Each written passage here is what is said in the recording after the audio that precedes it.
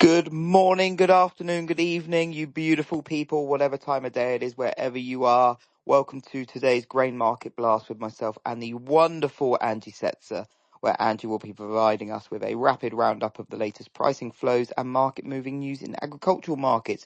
But before she does, I'll get the legals out the way. Nothing discussed in this space is session constitutes trading or investment advice or infers any kind of endorsement by PIQ, myself, Ryan Paisley, or indeed the wonderful, the glamorous Angie Setzer. Angie, how are you, my love? I am super. Thanks for Thanks for asking. asking. Oh, God, get out my head. Oh man, now that's stuck in your head. You're welcome. So happy Tuesday. I had to figure out what day it was because I could not remember for the life of me.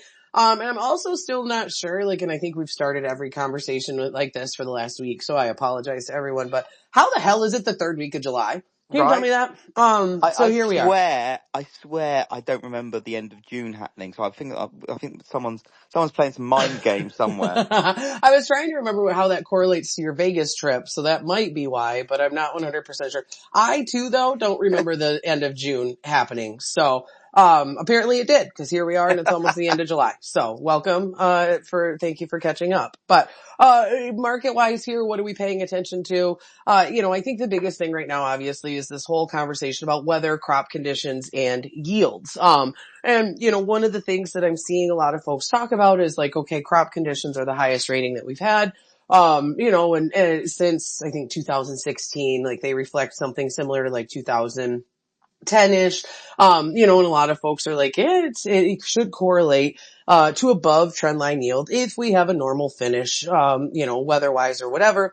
And you still have a lot of folks that are using just basically, weather-derived and, NDVI or vegetation health indices, to kind of, or crop conditions even, to generate some of these yield estimates. And so I really want to continue to caution folks, yes, the market itself is trying to estimate, a yield. There's a lot of talk out there of weather, derived, models, showing a 191 nationally or whatever. And I just want to reiterate 1,000 times over, it takes more than just weather to make a corn yield. And so there are a lot of things that are happening out there underlying that I think we have to pump the brakes on. Now, I'm not saying, these pollination issues that we're talking about, or even some of this variability that we're seeing, or the fact that the Eastern Corn Belt is below, or in line with average to slightly below average, depending on the state that you're looking at. When it comes to crop conditions, you have some heavy hitters out west that are well above normal. But I really want to caution folks that, the USDA's August yield estimate is primarily based on the surveys that they receive from farmers.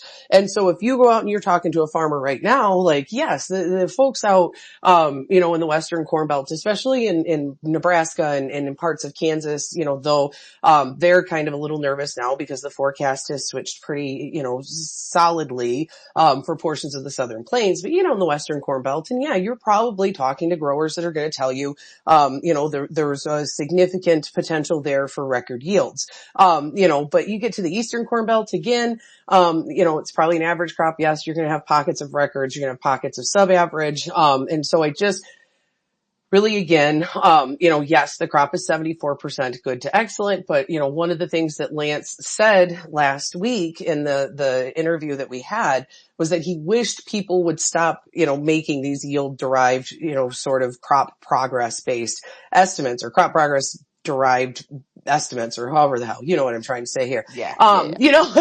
It's easy for I me to got you. think, not so much slide. But he's just be careful with that because it's a survey. It's going to be far. So, I do feel to a certain extent, yes, the weather is not really threatening here in the U.S. for the most part. You are seeing, the drier areas are going to get moisture. The heat is problematic. There is some talk of heat in the Eastern Corn Belt on the overnights too, causing some issues. I was just about to ask that. So I remember Yeah. before you were saying that, yeah, heat's fine during the day, but it does, the crop does need the nights to cool down so it can kind of get itself back together. And I Yeah. remember you saying that if we don't get the cool nights, that could be a bigger issue. it could be a problem, per what some folks are saying. Like, and like I said, I am not an agronomist. Will not pretend to be. But I work with some very smart agronomists. I have some customers that, not only do they farm, like that's their job. That's what they do. And they're very well respected in their industry.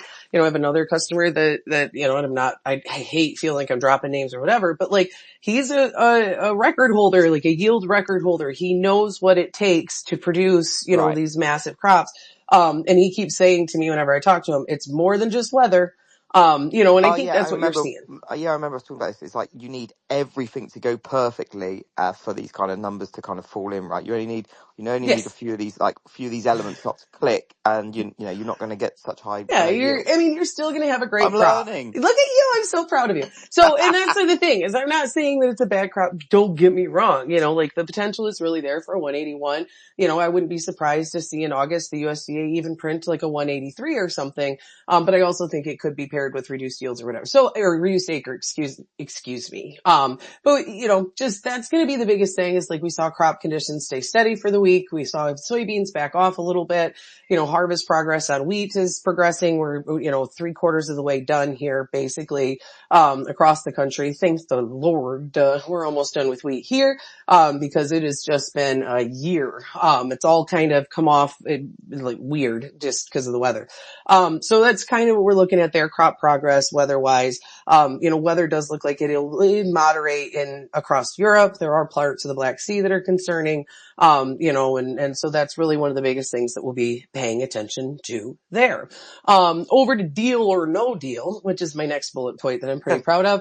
Yeah, we don't have anything. I don't really have much. Like Vicenta's talking this morning, looks like they're now saying that the August 12th tariff deadline, so that would be China. China is August 12th. The rest of the world is August 1st, right? Like, Yeah, have we agreed yeah, upon that? and also, yeah, it's all getting this August 1st deadline is getting weaker and weaker by Oh the yeah, day we because know that's not happening either, yeah, right? Like, now we're being told, yeah, but the thing is, they're actually saying the quiet bit out loud, which is interesting. Well, it's fun for once because yeah. you got the likes of Bezant and that's coming out and saying, actually, do you know what? It's not about the timing of the deal; it's about the quality How of the good deal. the deal is. Yes, Yeah, that's that's what it. It's someone's like, told okay, them so that basically, before, I guess. yeah, So so basically, just scrap the August 1st deadline. No one's working to that anymore. that's just, and I think that there's a level of frustration on their part because there's certain countries that are just like, yeah, whatever, tariffs. Yeah, okay, cool. Wake us up in 3 years. We'll see if they still stick, Yeah, whatever. exactly what we were saying yesterday, right? Yes. Yeah. I And do you know what? Since you spoke about that, I keep thinking about it. I think what a great play for a country just to go, yeah, okay, we'll wear the tariffs, but we're not changing our stance. And yeah, Trump will lose his mind, but it would be the best thing that the country could do. it is the absolute, if I were in the EU, that would be what I would be Yeah, pushing for right now. The last thing I would do is tariff food imports and all of these and other things that penalise they had ourselves. listed Yeah, on. Yeah. exactly. Like let's virtue signal ourselves further into the depression. You know what I mean? Like what are you doing here? Like, and I think that's, to a certain extent what you're seeing is that the administration kind of keeps pushing for, we want these trade deals, we want these wins. And, the rest of the folks in the world are kind of like, okay, well, we've done the math and what you're asking for is more than what it would take for us to just suck it up and handle the tariff at this point, and so I Yeah, think there's some back and forth. I think the administration still wants some wins, but I do think, for the most part, I really am tired of this whole idea that, no one will trade with the U.S., especially in commodities, because of, could the uncertainty be a factor? Yes. Or, did we know whether or not we were going to have freight, issues, freight costs soar? Did we know whether or not we were going to have, some countries react with tariffs or whatever? No. So there was a level of uncertainty, but I think as we move forward here, as long as it becomes clear that we're not going to see that we're not going to have these freight disruptions, we're not going to have, a lot of these countries, cause it's just cutting their nose off to spite their face. yeah, Like in the end, you trade with who you like and who yeah, can fulfill your needs in the physical exactly market. that. Like that's it. So like everyone in this market structure is going to be like, well, I absolutely love you, Bill. We have traded together for 15 years, but your president's kind of a dingleberry. So so I'm going to not work with you ever again. Like that doesn't happen in the market structure, No.